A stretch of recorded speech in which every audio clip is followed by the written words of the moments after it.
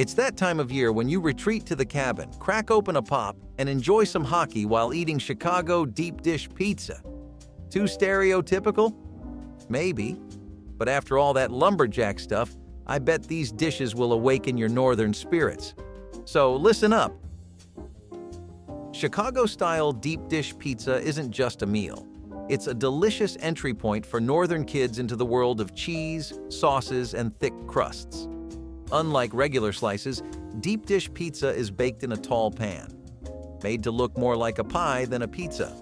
There are layers of cheese, meat, vegetables, and ketchup inside with sauce on top. It's an unusual choice that makes every bite delicious and satisfying. In the 70s, this hearty pizza became a Chicago icon, and it's often the choice for family nights, birthdays, or any reason to celebrate with some stretchy cheese. It's said that deep dish was invented to cater to busy Chicagoans who wanted a meal that could fill them up fast. And this pizza definitely did the trick. In the late 70s, kids from the North got used to eating thick, heavy pizza slices using forks and knives. Of course, if you don't want all the mess. For many people, Chicago-style pizza is more than just a meal. It is a glorious part of the local culture. A meal with weight, literally, and the beginning of a lifelong love affair with cheese and carbs. To this day, this is the perfect way to get a taste of the Windy City. Pork and sauerkraut are the lucky foods of the New Year's meal in North America. It is especially popular among families of German or Eastern European descent.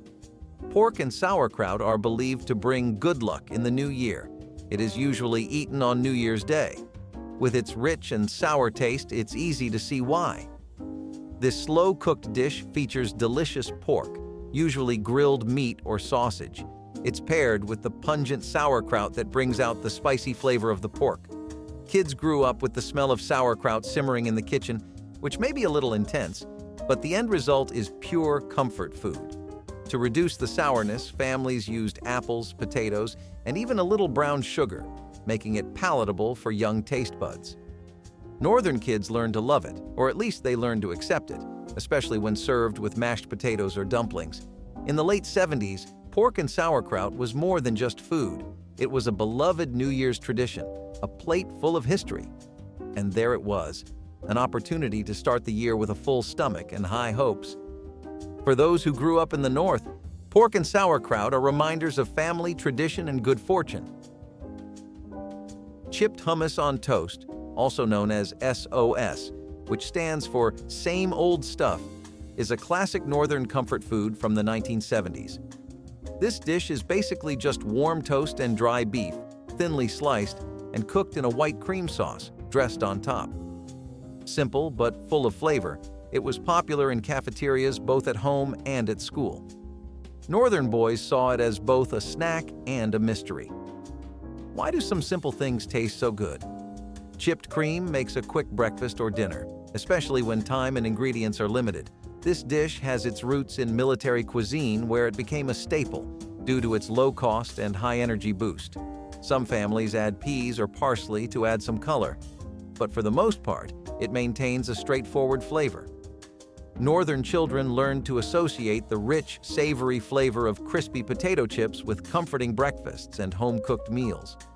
In the late 70s, chipped beef and hummus on toast were more than just a meal.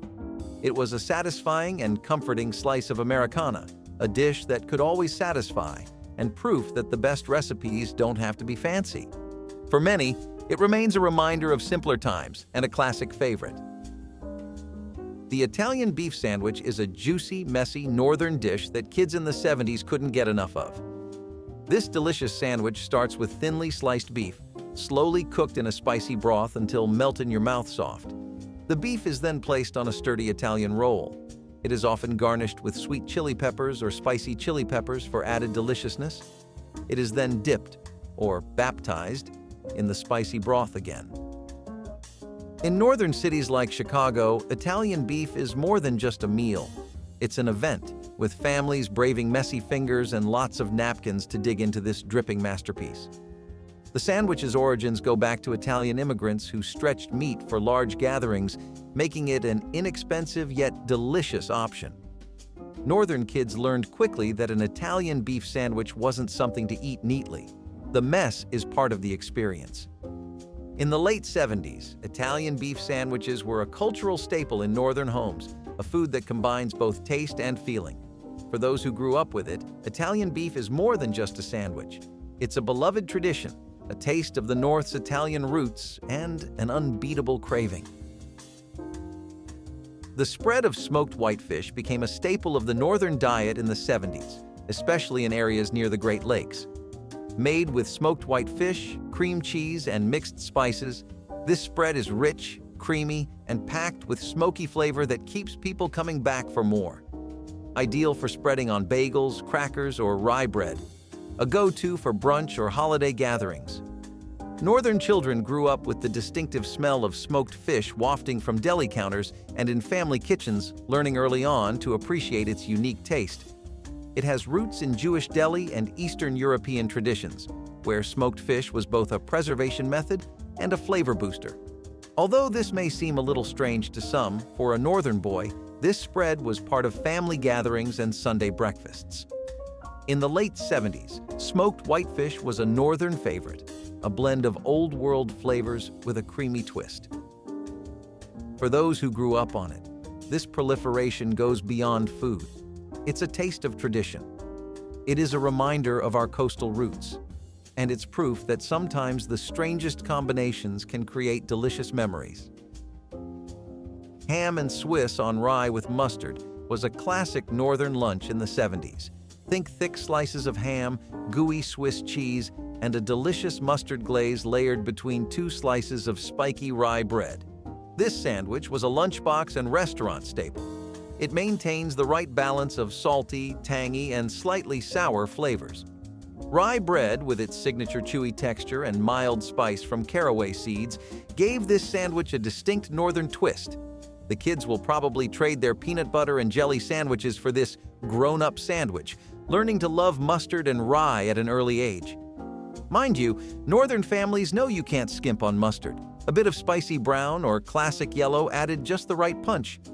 Sandwiches are often served with pickled spears and fries, making it a deli-inspired meal. By the late 70s, northern kids had developed a taste for this simple and satisfying concoction, perhaps realizing that simplicity is the best way to taste. And for those who grew up with it, Swiss ham on rye isn't just a sandwich, it's a northern classic, a taste of the local deli scene, and a dependable lunchtime favorite that could hold its own against any trendy alternative. Chicken Divan casserole was a popular northern dinner in the 70s, combining creamy comfort with a touch of elegance. This dish has a perfectly golden chicken crust on a bed of breadcrumbs or cheese, topped with a creamy sauce made from tender chicken, broccoli, mayonnaise, sour cream, or cream of mushroom soup, and a little curry powder for depth that transforms simple ingredients into something special. Northern families view it as a weekend dinner that doubles as a special dish for guests. Growing up with the smell of broccoli and cheese filling the kitchen, kids were slowly learning that, hey, maybe broccoli isn't that bad after all. After all, Chicken Divan's origins go back to the Divan Parisien restaurant in New York in the 50s, which is, by the way, still going strong. Cultivated in northern kitchens in the 70s and often spread via handwritten recipe sheets to children, this casserole is a comfort food. It's a reminder of family dinners and hot dishes straight from the oven. In the late 70s, Chicken Divan was more than just a casserole. It was a staple of northern comfort food and proof that a little sauce can make just about anything taste amazing. Hot dish is not just food. It's a cultural event in Minnesota and beyond. This all-in-one casserole features ground beef, vegetables, noodles, or rice, and a creamy sauce, topped with crunchy tater tots that no kid can resist. In the 70s, hot dish was the reigning potluck champion, showing up at church socials, family reunions, and holiday dinners across the North. It is a recipe designed for large families, stretching ingredients in a way that is both economical and filling. A distinctive feature of the hot dish is its simplicity. It's not about gourmet ingredients. It's about comfort, warmth, and convenience. Children in Minnesota grew up helping layer tater tots on top, knowing they'd get a crispy bite of potato goodness with every forkful. The beauty of hot dish is its endless variety. Some families even add corn, green beans, or sprinkles of cheese to personalize it. In the late 70s, Northern kids realized that hot dish was more than just food. It was a symbol of unity, a taste of local tradition, and it's a reminder that good food often comes from humble origins. For those who grew up with the hot dish menu, it's pure Northern nostalgia, warm, comforting, and so Minnesotan. Polish perogies with caramelized onions were a Northern comfort food favorite in the 70s, especially for families with Eastern European roots. These dumplings are stuffed with potatoes, cheese, and sauerkraut, then baked until tender and often fried until golden brown and onions caramelized. Northern kids eagerly awaited a plate of pierogi, savoring the soft dough and delicious filling with every bite. Caramelized onions add sweetness and depth, which makes the dumplings simply irresistible. For many, making pierogies is a family affair, with mothers, grandparents, and children gathering in the kitchen to roll out the dough and fill each dish by hand. Pierogi nights were a special occasion that brought generations together and passed on treasured recipes. By the late 1970s, pierogies had become a staple dish in Northern homes. It is a dish rooted in tradition and packed with flavor. Pierogies are linked to family heritage, and they're a symbol of celebration, proof that comfort can be folded into a dumpling. Whether served with sour cream or butter, pierogi with caramelized onions is a memorable classic. Lake perch fry was a Northern tradition in the 70s, especially for kids growing up near the Great Lakes. Breaded and fried, then served with tartar sauce or a lemon wedge. Lake perch is a delicious, crispy fish that is enjoyed by both adults and children. Fish fry nights in many Northern towns are a big deal. Local diners and families would gather to enjoy platters of perch with fries and coleslaw on the side. This wasn't just a meal, it was a community activity. It was a time to relax and savor each day. Northern children have learned to appreciate lake perch, with its mild flavor and delicate texture, which makes it an easy choice for seafood. Lake perch fry nights were also a lesson in local fishing culture, with the children hearing stories about those who got away and seeing how fresh fish was prepared right from the lake, straight to the plates. In the late 70s, Northern kids understood that a lake perch fry was more than just food. It was a weekly tradition, a taste of regional pride, and it's a reminder of the joys of a simple, flavorful meal. Lake perch fry holds memories of laughter, family, and the unmistakable taste of the Great Lakes. Meatloaf and mashed potatoes were the ultimate dinner of the 70s, bringing Northern families together for a meal as cozy as it was filling. This wasn't just any loaf, it was a delicious, carefully crafted mix of ground beef, breadcrumbs, eggs, and sometimes even a dash of Worcestershire sauce. Topped with thick tomato sauce and caramelized in the oven, meatloaf was something even the pickiest eaters could get behind. Northern children learn from an early age that every slice served with a dollop of buttered mashed potatoes is a ticket to comfort food heaven. Mashed potatoes are soft and creamy and sometimes contain gravy. It's hard not to love this pairing. One bite is warm, delicious, and just the right amount of indulgence. And the best part? Leftover meatloaf sandwiches. In the late 70s, meatloaf was more than just dinner. It's a weekly tradition and a reminder of home for Northern children. This meatloaf and mashed potato dish is truly nostalgic. It's mom's edible hug, a pleasant end to a long day, and it's a dish that reminds everyone that sometimes simple can be delicious. Pot roast with carrots and potatoes is Northerners' answer to a stick-to-your-ribs meal. Slow cooked until fork tender, pot roast transformed a humble cut of beef into something absolutely delicious, infused with the flavors of onions, garlic, and often a splash of red wine. The Northern boy knew Sunday dinner would be good if he could smell the roast simmering for several hours, filling the whole house with a rich and delicious aroma. Cooked carrots and potatoes along with roast beef are a must, soaking up all those meaty juices and coming out buttery soft. When it's time to try it, the roast beef is so tender it almost falls apart. Every bite is a melt-in-your-mouth experience. Northern families find pot roast a celebratory meal and a budget-friendly favorite. perfect for feeding a crowd or sharing leftovers. A taste of northern resilience and a reminder that sometimes the best things can take a while. The hearty dish brings warmth to the coldest of northern evenings and has a way of gathering everyone together, no matter the season. Even on the busiest days, the promise of pot roast can slow down the rush, inviting everyone to pause and enjoy. For kids who grew up with it, pot roast is a reminder of home-cooked goodness, patient cooking, and meals shared around the table. Clam chowder, especially creamy New England style, is a northern staple that keeps kids entertained, warm, and happy through the cold winters of the 70s. This hearty chowder is packed with clams, potatoes, onions, and celery, all swimming in a delicious milky broth that tastes like comfort in a bowl. And boy, everyone knows that chowder is more than soup. It's a full-on meal. And let's not forget the oyster crackers, which were practically a requirement for chowder enjoyment, adding a little crunch to the soft texture. For those who live alongside the coast, clam chowder is a taste of the sea, bringing a little sea breeze to the table. Northern families would gather for chowder nights, often with a warm loaf of bread on the side for dipping. Children who grew up eating this soup learned that seafood doesn't have to be fancy or exotic, but it can still be oh so delicious, and just what you needed to brave the cold.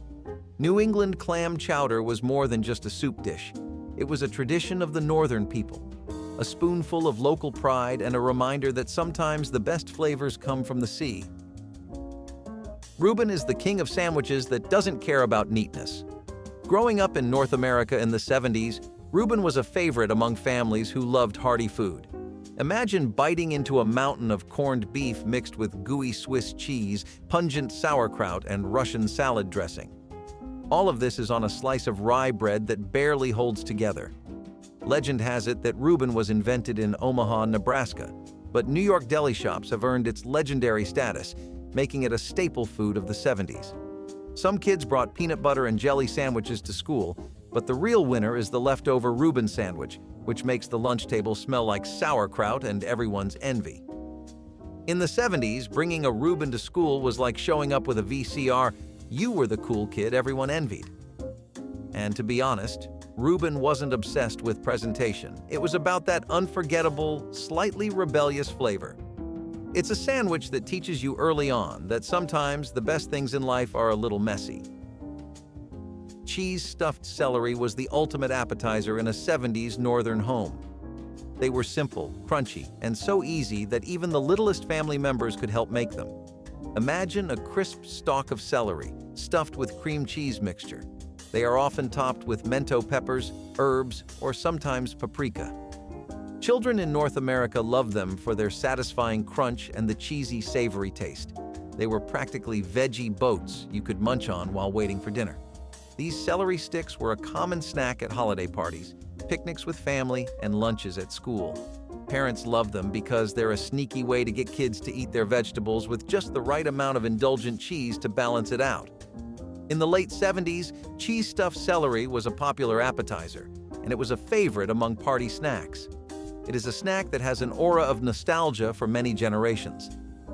For northern children, these celery sticks are more than just a pre-dinner snack. They're a crunchy, cheesy tradition that gives vegetables an exciting flavor and reminds everyone that the simplest recipes can bring the biggest smiles. In the 70s, Eggs Benedict was a brunch icon that made regular breakfasts feel a little, well, underdressed. With hard-boiled eggs on top of bacon or Canadian ham, all sitting on a crispy English muffin, and then topped with a rich, buttery hollandaise sauce. This dish is the perfect mix of elegant yet familiar, appealing to North American brunch enthusiasts who wanted to feel like they were at a five-star hotel, even if they were just at the local diner. The story goes that Eggs Benedict was named after a hungover Wall Street broker, Lemuel Benedict, who supposedly invented it in the 1890s as a cure. And it worked. That little backstory made it even cooler. Brunch with a hint of rebellion. The dish was a bit of a balancing act too. Anyone who's eaten Eggs Benedict knows that trying to cut through it without making a mess is its own breakfast challenge. For adults, it was a nostalgic throwback to retro brunches, where bell-bottoms and vinyl records were just as essential as the food itself. For kids, it was the introduction to flavors that were complex and refined, sparking a lifelong love for bold breakfasts. Northern kids in the 70s probably didn't appreciate the glitzy brunch atmosphere, but it certainly left them with a taste for rich sauces and a love of drippy, savory breakfasts. And the best part? Trying to balance that delicate yolk without making a mess, a skill that taught kids the importance of patience and napkins. In the 1970s, New York-style cheesecake set the gold standard for desserts. It's creamy, dense, and extremely decadent, made with copious amounts of cream cheese, sugar, and eggs. This is not your average fluffy cake. North American families savored every slice of this custard-like treat, often topped with berries or drizzled with chocolate. A trip to New York wasn't complete without stopping at Junior's in Brooklyn or another famous cheesecake spot to grab a slice that weighed about as much as a small child. It was more than dessert. It was an experience. For kids who grew up eating New York cheesecake, regular birthday cake doesn't hold a candle to indulgences like this. In the 70s, cheesecake was reserved for special occasions or as a reward after a long week. Every bite felt like a celebration. The challenge? Not eating the entire thing in one sitting. Each slice seemed to call out for just one more taste. This dessert has a rich, creamy filling that almost melts in your mouth, with the crust adding just the right amount of crunch. Northern kids who grew up eating New York cheesecake have become lifelong fans, knowing that only the real thing can truly satisfy your cheesecake cravings. Anything else? It's just pie in disguise. In North America, especially near New England, lobster rolls are the flavor of summer and were a popular menu item for kids in the 70s. Made from tender pieces of lobster tossed with mayonnaise, celery, and a squeeze of lemon, these rolls are served on buttered toast, and kids learned that lobster isn't just for fancy dinners. It could be casual, handheld, and totally delicious for those who live along the coast. Lobster rolls are a summer tradition. By bringing the taste of fresh seafood to a picnic, family gatherings, and going out to the beach. Lobster rolls generally fall into two camps. Some people like them cold with mayonnaise, while some people like their lobster hot and buttery. Either way, they were a flavorful treat that had kids begging for more. In the late 70s, lobster rolls cemented their status as a northern treat, a dish that reminded kids of beach days, sunshine, and fresh ocean breezes. Lobster rolls were a bite of summer, a connection to local flavors, and proof that seafood could be both fancy and fun. In North America in the 1970s, bagels were more than just breakfast food. They are cultural cornerstones. Bagels in New York are different from bagels in other parts of the country. New York bagels have a dense, chewy interior with a glossy, slightly crisp outer shell, a texture achieved by boiling the dough before baking. New York kids learn early that you can never rush a good bagel. Classic flavors like sesame seed, poppy seed, and the recently famous everything bagel dominate the day. Top with a dollop of cream cheese or lox and red onion for boldness. Bagels are more than food. They are practically a social institution. The local bagel shop is the center of the community, a place where neighbors and friends would see you on Saturday mornings, each cradling a brown paper bag of freshly baked goodness. Those who grew up eating bagels in New York know that the imitations found in other states cannot be measured. By adulthood, they had developed the rare ability to spot an authentic bagel from a mile away. And if they encountered a subpar version, let's just say northern bagel lovers were never afraid to educate others on what a real bagel should be. That's when the New Yorker in them works up and is ready to fight. Baked ziti is a menu item that many people love. A favorite in the 70s, where the scent of simmering marinara, melted cheese, and al dente pasta took Northern American homes filled with the aroma of this Italian-American pasta classic to new heights. Ziti noodles, layers of ricotta, marinara sauce, and mozzarella cheese, all baked until together, golden and gooey. Northern American families consider baked ziti the perfect dish for family gatherings and Sunday dinners where you could make a big pan and feed everyone with leftovers to spare. Kids loved the cheesy, comforting layers and would often dive in for second helpings. Although inspired by Italian cuisine, baked ziti takes on an American twist. It's made with pantry staples like jarred sauces and whatever cheese you have on hand. Baked ziti also had the benefit of being highly adaptable. Home cooks would often personalize their recipes by adding ground beef or sausage for extra protein, or incorporating vegetables like spinach or mushrooms to sneak in some greens. In the 70s, it wasn't uncommon for families to pass down their own unique version of baked ziti, making it a cherished recipe with secret ingredients and techniques. Baked ziti was more than just a food. It was a symbol of unity. It's a dish that everyone and anyone can enjoy. Baked ziti for Northern American kids is comfort food at its best, warm, filling, and the perfect way to end a long day.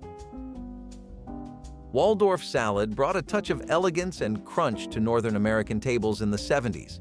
This salad is made with apples, celery, walnuts, and grapes mixed with a dollop of mayonnaise. This salad combines sweet and savory flavors that are refreshing and unique. Northern families brought out Waldorf salad for special occasions or holidays, adding a fruity twist to the usual dinner spread. The kids found it appetizing. Each bite brought a surprisingly different texture, like crunchy apples, crispy celery, and soft grapefruit. First created at the Waldorf Astoria Hotel in New York, this salad has a subtle complexity that makes it stand out. In the late 70s, Waldorf salad was more than just a side dish. It was a colorful reminder of the northern landscape, an unexpected combination of delicious and healthy ingredients. And it's proof that salads don't have to be boring. Waldorf salad also became a symbol of the increasing interest in fresh, whole ingredients during the 70s, when health trends and lighter fare began to take center stage. It was the perfect dish for the health-conscious family, offering a balance of vitamins, fiber, and healthy fats, all wrapped in a deliciously creamy dressing.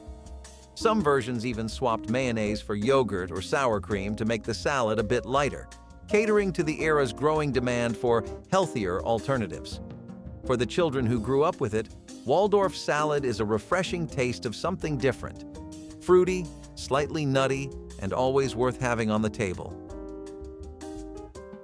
American-style goulash is the one-pot miracle of the 1970s, consisting of ground beef, elbow macaroni, tomatoes, and spices.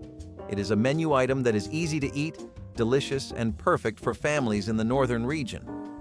This goulash was different from the Hungarian version, with fewer spices and a focus on simple ingredients that could feed a crowd. Children like it very much because it is full of flavors and really filling. Each bite is filled with a mixture of spicy noodles, soft in texture, and tangy tomatoes, often cooked in large batches, perfect for leftovers or quick weeknight dinners. Some families add cheese on top or sprinkle paprika for extra flavor. But the basic formula remains the same. Goulash is a classic, everyone's favorite. It's an inexpensive, delicious, home-cooked comfort food staple. A dish that feels like a hug in a bowl. And it's a reminder that simple ingredients can create satisfaction. Goulash was a beloved classic, affordable, hearty, and the perfect way to end a chilly northern day. Corn and potato hash was a breakfast staple in North America in the 1970s, bringing together salty, savory, and comforting flavors. Hash, made from shredded corned beef, crispy potatoes, and onions, is often browned to perfection in a cast-iron skillet, giving it that perfect crispy edge. Families used leftover chicken and beef from dinner the night before to make a special breakfast. Northerners like fried eggs on top. It combines the yolk with crunchy bits for a delicious and satisfying start to the day. Corned beef hash is the kind of breakfast that will keep you full all day. And families love this breakfast because it's practical, flavorful, and affordable. In the late 70s, corned beef hash was more than just a breakfast option, a cozy way to make use of every bit of a meal, and a reminder that leftovers could be just as exciting as the main dish. Corn and beef hash with potatoes is a comforting classic for kids growing up in North America. Hearty, flavorful, and just the right amount of crunch. Answers to questions like, how do we make dessert with what we have on hand, is the Apple Brown Betty. Made with sliced apples, crushed breadcrumbs, butter, cinnamon, and sugar, this dessert was a 70s favorite. It's simple but full of flavor. Apples turn soft and sweet in the oven. Meanwhile, the topping turns golden and slightly crispy, creating the perfect texture contrast. Northern kids loved apple brown Betty for its rich flavor and comforting texture. It is often topped with a scoop of vanilla ice cream for added deliciousness. Many families have embraced this dish because of its economical ingredients and easy assembly. It was the kind of dessert you could whip up on a whim and make everyone happy. Brown Betty's origins date back to colonial times. Its long-standing history makes it a classic that feels both familiar and special. It was warm, comforting, and reminiscent of the scent of apples and cinnamon that filled the whole house. And it's proof that desserts don't have to be in small, pretentious bites to be delicious. It's a spoonful of nostalgia that tastes like a Northern American home. Creamed corn casserole is a classic Northern States dish that appears at every family reunion and holiday dinners in the 70s. It was made with creamed chicken, eggs, milk, and a little sugar. The dish is baked until golden and slightly wobbly with a soft custard center. Northern kids love this side dish because it's sweet, creamy, and has just the right amount of corn, almost like a savory dessert on their plate. Sometimes families sprinkle cheese on top or mix it with green chilies or crispy bacon for a little extra flavor. Creamed corn casserole is a versatile dish, easy to throw together, and could be made from pantry staples, making it a go-to side for busy families. In the late 70s, creamed corn casserole was more than just a side dish. It's the flavor of the community. It's a staple at every family gathering. And it's a reminder that chickens don't just live on the cob. Creamed corn casserole is pure comfort, sweet, creamy, and a surefire favorite on any table. You're definitely going to want to try out white wine garlic chicken if you have a knack for Italian flavors, because this takes three very basic elements of cooking and turns them into a masterpiece.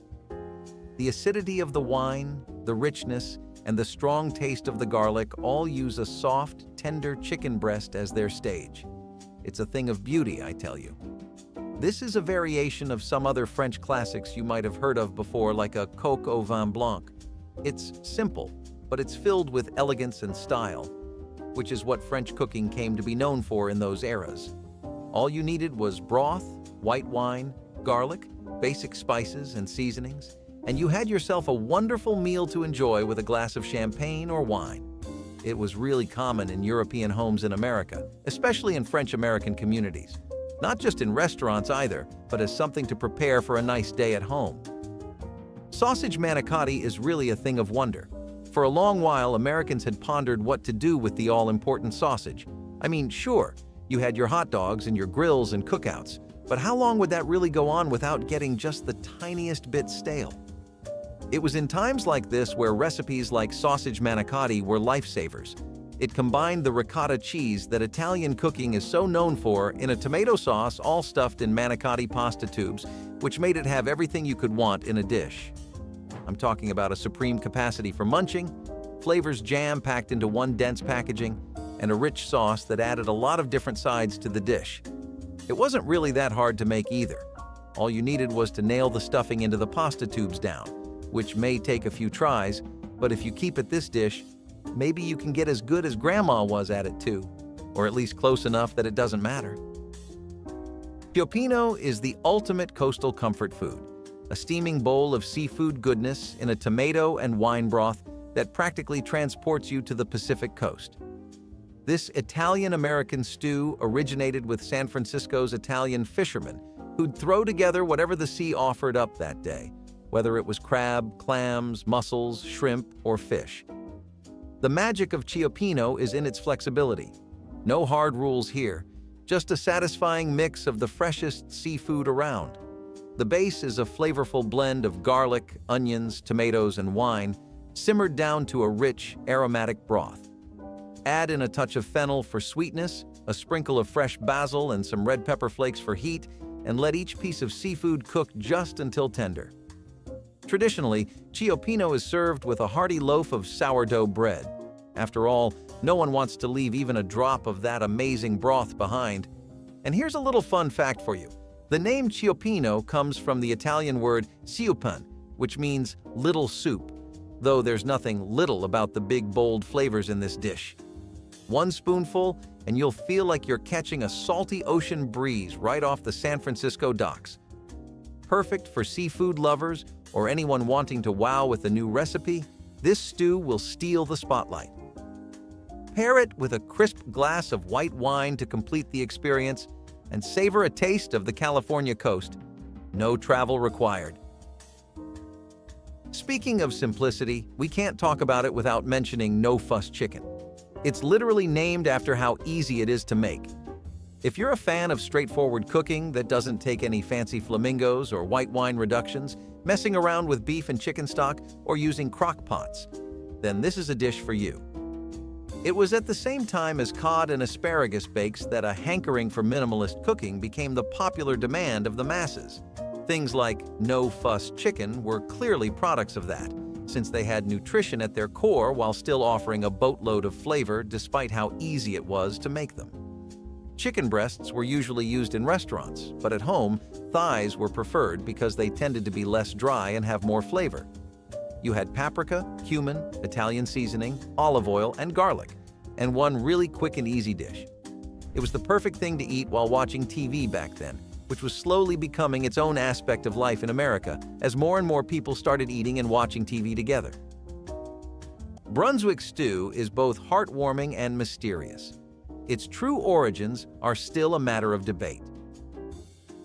Brunswick County, Virginia, and Brunswick County, Georgia, claim to be the birthplace of this tomato-rich stew, which dates back to the 19th century. Regardless of its origin, Brunswick stew has always been about using local, seasonal ingredients and stretching them to feed a crowd. Traditional recipes used wild animals such as squirrels or rabbits, but nowadays chicken and pork are the usual protein pick for this stew. The stew is thickened with crushed tomatoes, chicken, and lima seeds, sometimes adding a little barbecue sauce for an extra smokiness. Long ago, this dish was a communal affair, made in massive pots and often cooked over a wood fire for hours until every ingredient was melt-in-your-mouth tender. In Brunswick, Georgia, there's a 25-gallon cast-iron pot that claims to be the original Brunswick stew pot. It's big enough to feed an entire town. Southerners have been known to argue over whose Brunswick stew is best, with each family passing down their own secret recipe. But whether you're making it for a crowd or just stocking up in the freezer, Brunswick stew will fill your kitchen with the scent of comfort and nostalgia. You know what really sets the tone for a special occasion at home? Pancetta and mushroom-stuffed chicken breast. It's so hard to go wrong with this dish. It's a sophisticated main meal that you can enjoy easily, but it's also one of those things you can make for a feel-good day at home. You know, it's Saturday, you're off from work, there's no one at home, you just took a shower. Life's good, but why would a dish like this be associated with comfort cooking? Wouldn't it make more sense to go out to a nice restaurant for this kind of thing? Actually, if you look at it from today's standards where the recipe is largely forgotten, then yeah, sure, it's something to dress well and get out into the city for. Back then, in the 20th century, it was something that Grandma would make really often on holidays like Christmas, Thanksgiving, or to celebrate special events at home. It could have been a raise, a promotion, an engagement, or a new baby. But it was a celebratory item on the menu. It was really the mushrooms and shallots that shined here, despite how everything else has so much going for it too, and it's because they work together to give this really strong umami flavor that doesn't feel like anything you're used to eating in America. Every spoonful of Irish lamb stew is like the warm embrace of the Emerald Isle.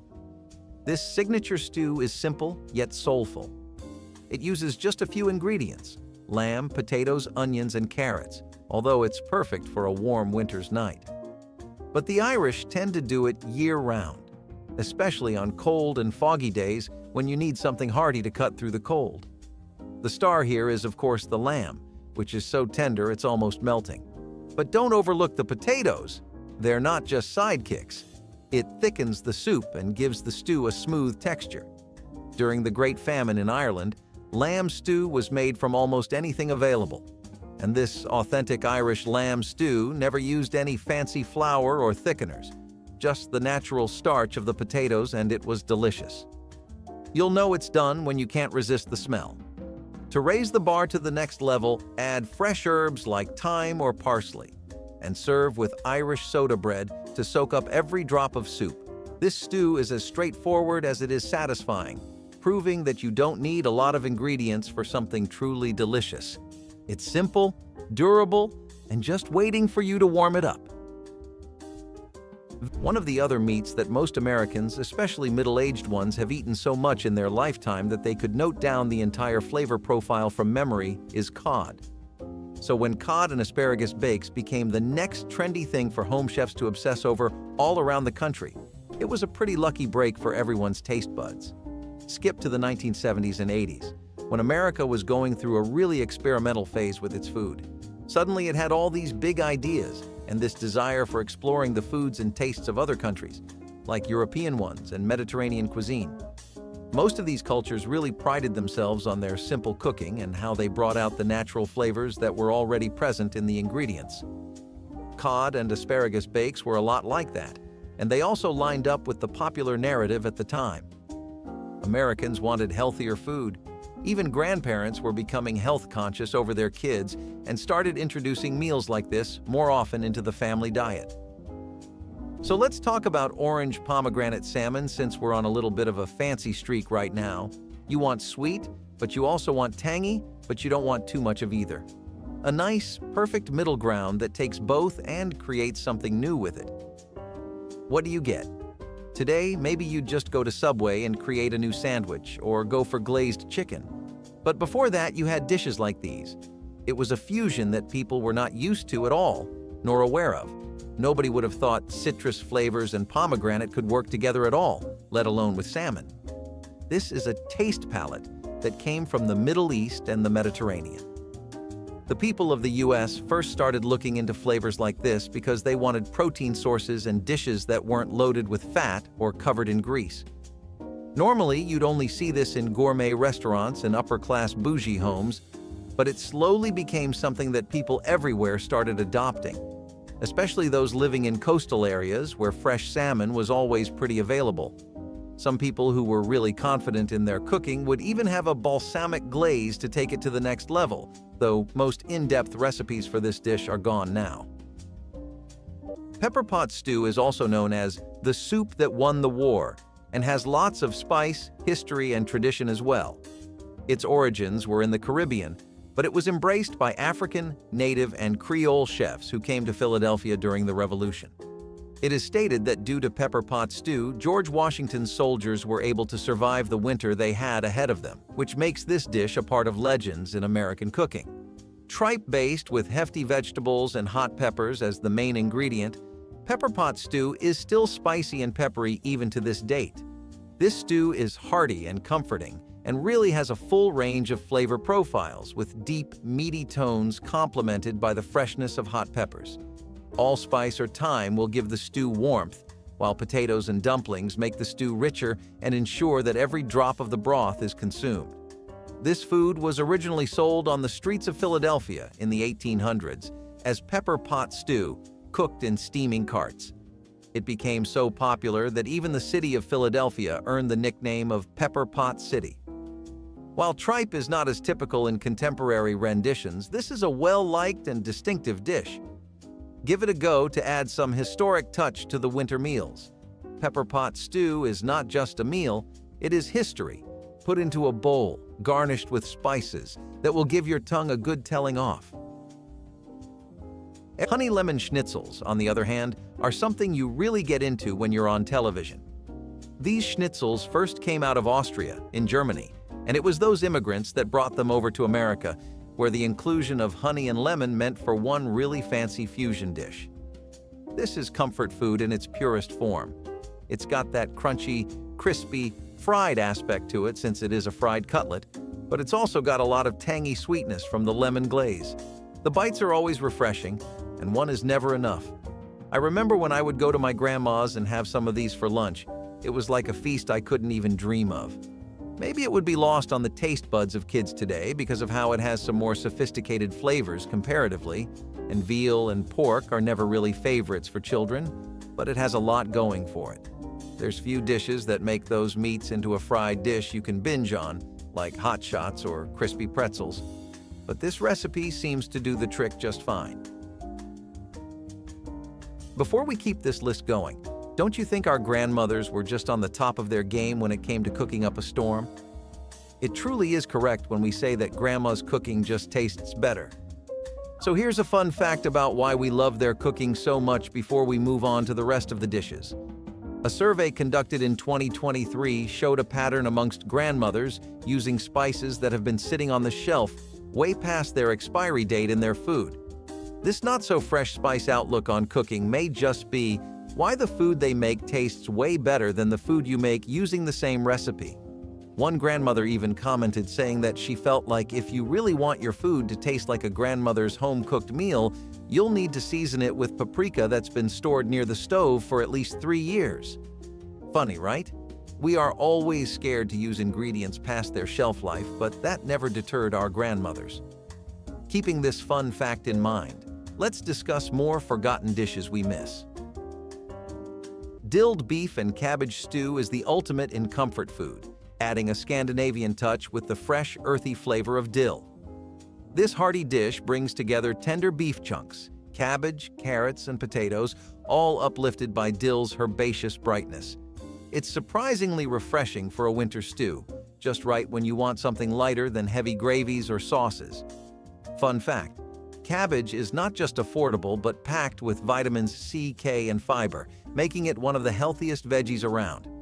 This recipe has its roots in Eastern European and Scandinavian kitchens, where cabbage was a winter staple, and Grandma knew it was a meal you could easily whip up from simple ingredients, yet still serve up a satisfying, flavorful dinner. For a little extra zing, add a splash of vinegar or a dollop of sour cream. Serve it with rye bread or boiled potatoes to soak up every drop of that tangy, herby broth. Cozy yet unique, this dilled beef and cabbage stew deserves a comeback as a winter classic. Codfish stew is a beloved New England classic that celebrates the region's abundant seafood.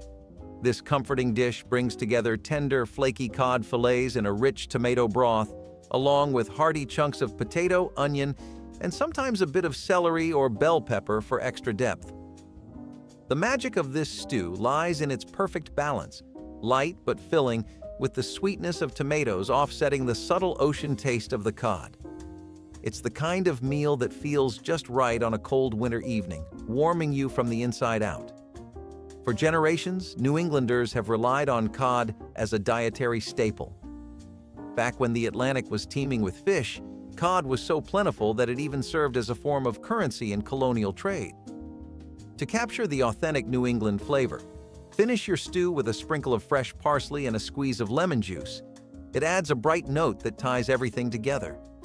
Traditionally, it's served with oyster crackers or a hunk of crusty bread, perfect for soaking up every drop of the savory broth. This humble yet flavorful stew is a true coastal treasure. Simple, satisfying, and steeped in history. So next you have Perogi chicken supper. This dish takes juicy chicken that mixes the flavors of pierogi, which are potato dumplings, with a buttery sauce and sautéed onions. You might not be the biggest dumpling fan, and I don't blame you. As far as foods from different cultures go, dumplings have comparatively taken more time to really become an established thing in America. Still, if you ever do feel like getting into the dumpling game, this Polish masterclass is a great place to start. Polish immigrants, especially housewives who were home chefs, would pass the recipe for this dish down and keep it in the family cookbook, so it became a bit of a culinary heirloom for many people. It's greatly enjoyed in the Midwest, where people really appreciate earthy flavors. Plus, the dumplings have a potato filling, but it can even be cheese or meat. So I'm sure you'll find something that suits your tastes here too, considering that pizza is an easily available item in stores and has been for a few decades now. Good plan for a boring Saturday evening? Mulligan stew is typically a leftover dish, and indeed, it is the definition of throwing together everything except for the kitchen sink. It has its roots in the Great Depression when individuals combined all sorts of commodities that were edible in a pot: meat, vegetables, beans, pasta, and anything that could be imagined. Thus, no two Mulligan stews are the same.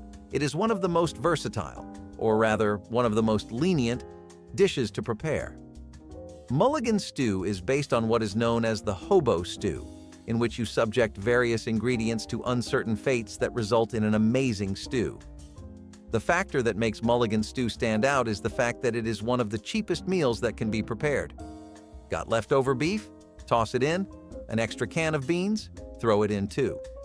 This consists of potatoes, carrots, onions, tomatoes, some appetizers, and whatever remains in the kitchen. In the Great Depression, massive quantities of Mulligan stew would be cooked in large batches and everyone would bring something to the kettle.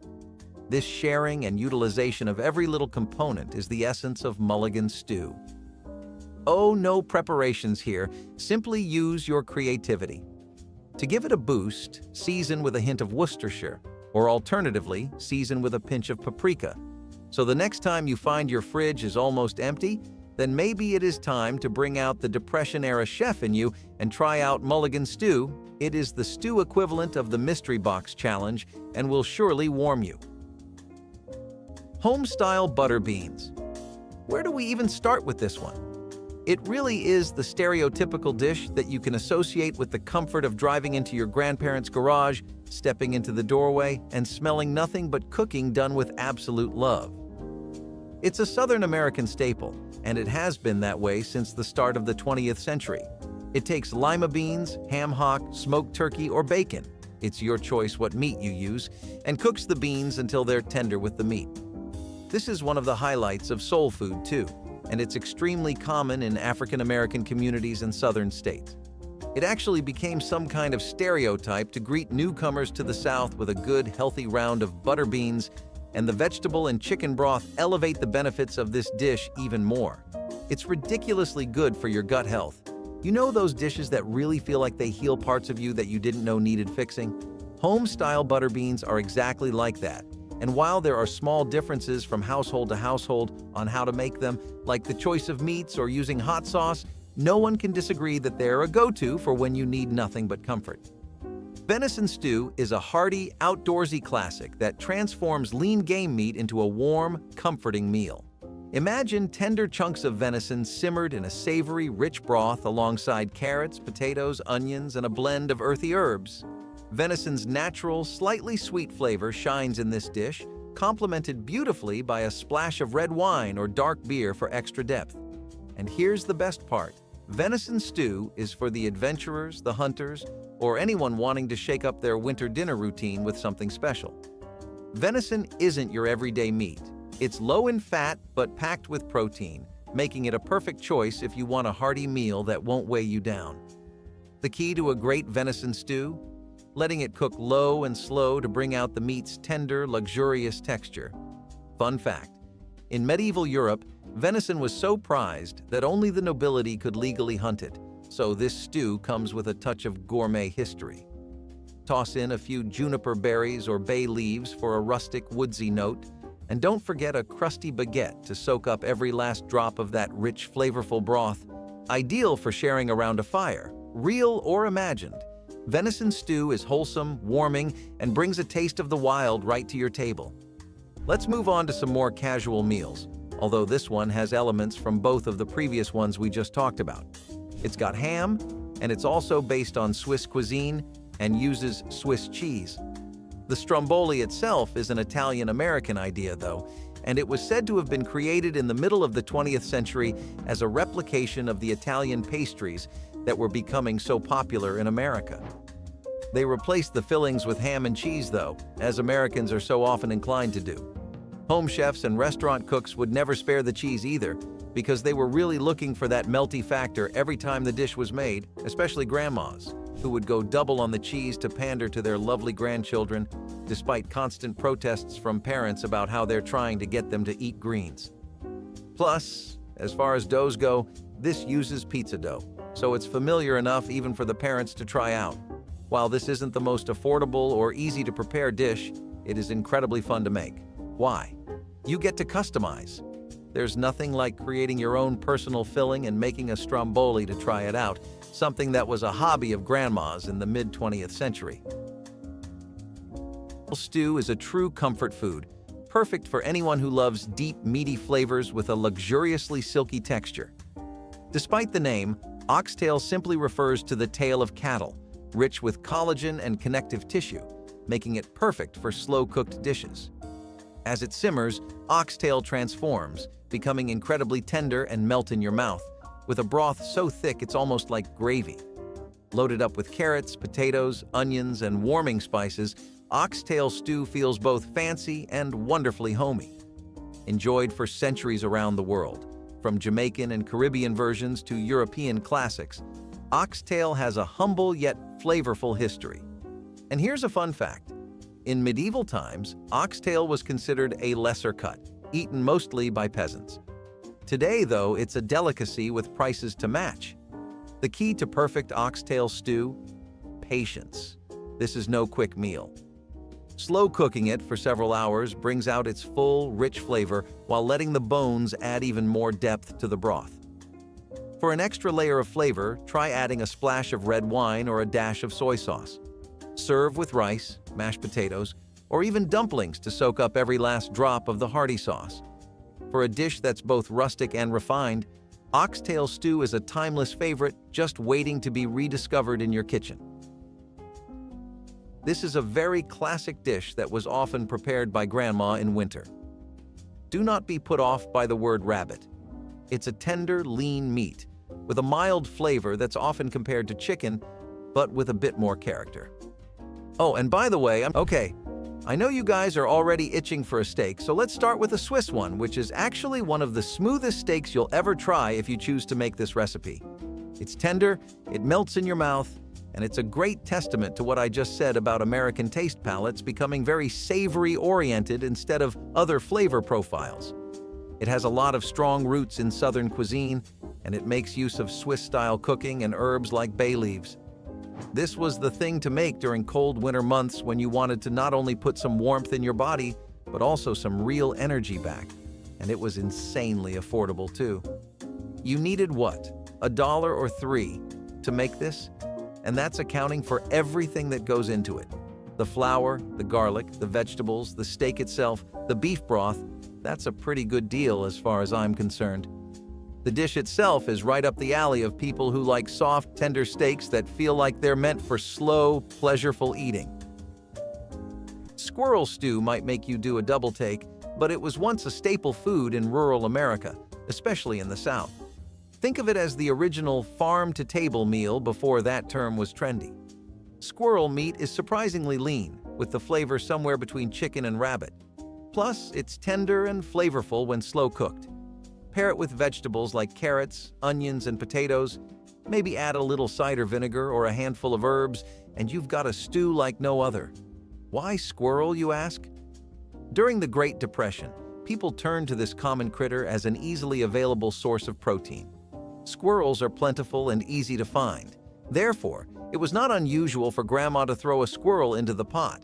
In fact, some regions still celebrate the tradition, with squirrel stew cook-offs and recipes passed down through generations.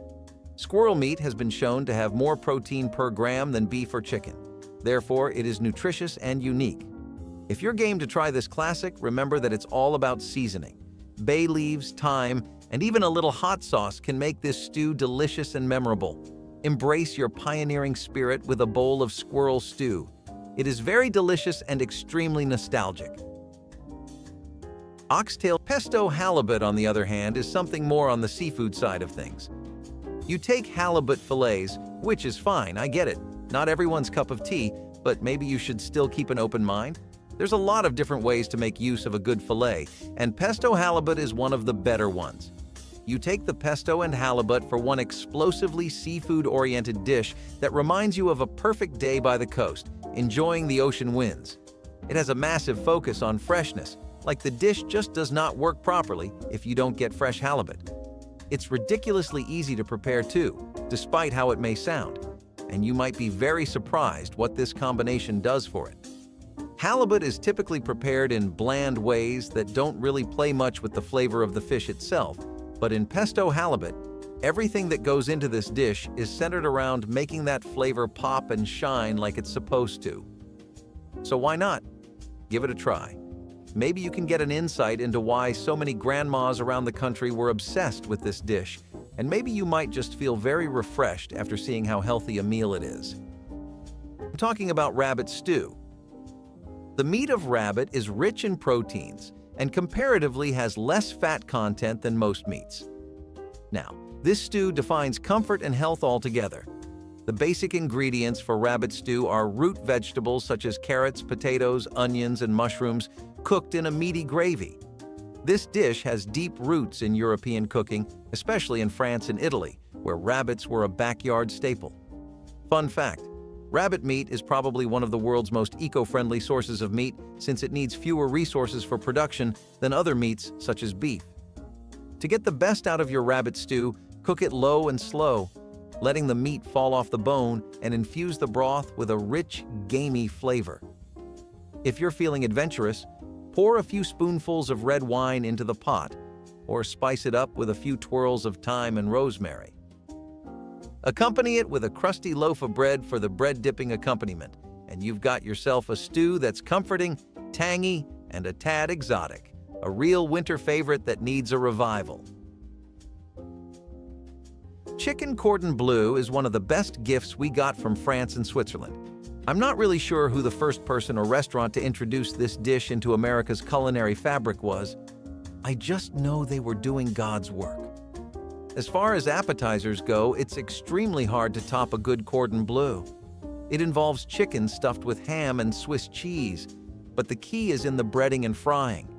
The pastry focus on this dish makes it feel like a casserole, with how the puff pastry wrappings have like a concert of cheese, chicken, and ham going on inside, but the crunch of the pastry is what makes it all work together. It has the same vibe as a sandwich, but in a much more gourmet way. Because at the end of the day, sure, you are just eating dough, chicken, ham, and cheese all over again, but it's done in such a new way. Kind of breathes new life into an old, everyday concept. And who can really say they don't love that? Not me, that's for sure. Plus, the Dijon mustard goes hard with this dish.